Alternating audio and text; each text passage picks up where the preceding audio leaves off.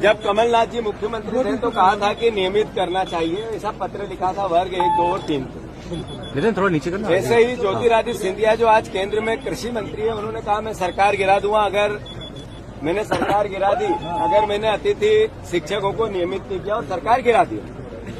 शिवराज जी ने भी कई बार घोषणा की कि अतिथि शिक्षकों को नियमित करना चाहिए और बीजेपी की सरकार करेगी।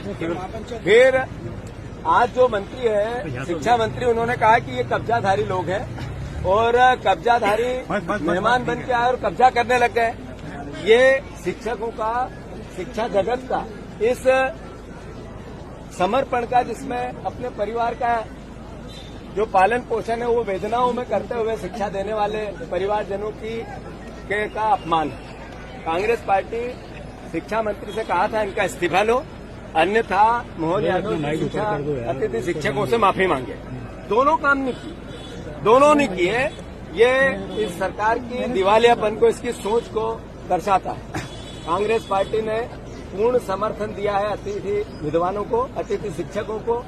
इसलिए दिया है कि इनके 16-16 साल की जिंदगी चली गई शिक्षा विभाग में काम करते हैं। अगर ये 16 साल पहले नियमित नौकरियों की भर्तियां हो जाती तो ये अतिथि नाम क्यों आता?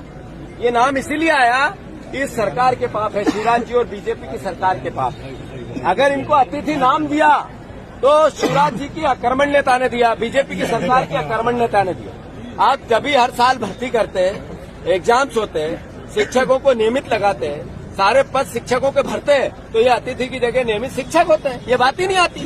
तो ये पाप अगर किसी ने किया तो इस आज की बीजेपी की सरकार ने किया, शिवराज जी ने किया और इनकी सोच ने की। तो फिर से हमारा, क्योंकि मैं व्यक्तिगत रूप से यहाँ बोलने तो आया ही सही, पर मैं विधानसभा में भी हमारे सारे विधायक अतिथि शिक्षकों के सम्मान में इस मुद्दे को उठाएंगे, विधानसभा को रोकेंगे।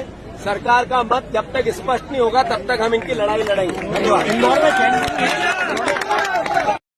अतिथि शिक्षकों पर FIR हो रही है। देखिए, प्रदेश की सरकार पिछले 20 सालों से मध्य प्रदेश के कर्मचारियों को मूर्ख और मूर्ख बनाने का काम कर रही है। जब जब चुनाव का मौका आया, शिवराज सिंह की सरकार ने बड़े बड़े वादे प्रदेश के कर्मचारियों के साथ में किए। उनका नियमितीकरण का मामला हो, शिक्षाकर्मी हो, नर्सिंग के हमारा स्टाफ हो, अन्य विभागों के कर्मचारियों की पदोन्नति मामला हो, सरकार ने सिर्फ प्रदेश के कर्मचारियों को मूर्ख बनाने का काम किया। और जिस बेरहमी के साथ में अतिथि शिक्षकों के साथ मारपीट की गई है भोपाल में, वो निंदनीय है। सरकार से हम कहना चाहते हैं कि आप बार बार झूठ का बुलंदा प्रदेश की जनता कर्मचारियों के सामने प्रस्तुत करते हो, लेकिन आप करते कुछ नहीं हैं। तो मुख्यमंत्री जी इसको संज्ञान में लें और शिक्षकों के साथ जो अन्याय उन्होंने किया है ये हम बर्दाश्त नहीं करेंगे। मैं कहना चाहता हूं आपके चैनल के माध्यम से, जिस प्रकार से अतिथि शिक्षक अपने परिवार के लिए संघर्ष कर रहे हैं, रोजी रोटी के लिए संघर्ष कर रहे हैं, और जिस प्रकार से उनको पुलिस के माध्यम से सरकार दमन करना चाहती है, मैं चाहता हूं उनकी भावना, उनकी परिवार की बात सुने और सरकार को बीच का रास्ता निकालना चाहिए। चाहे विधानसभा में इसके लिए कानून लाना पड़े, नियम बदलना पड़े, सरकार उस पर प्रयास करे। लाठीचार्ज किया, लाइट बंद करके, उसके बाद आज FIR दर्ज कर दिए कई लोगों पर। सर, तो उनकी आवाज भी नहीं सुनी जा रही और सीधा कार्रवाई भी हो रही है। देखिए, मैं ये कहता हूँ कांग्रेस पार्टी हर अतिथि शिक्षक के साथ है, 70,000 के साथ, और आने वाली विधानसभा के अंदर उन अतिथि शिक्षकों की हम पूरी मांग के पूरी लड़ाई लड़ेंगे। धन्यवाद।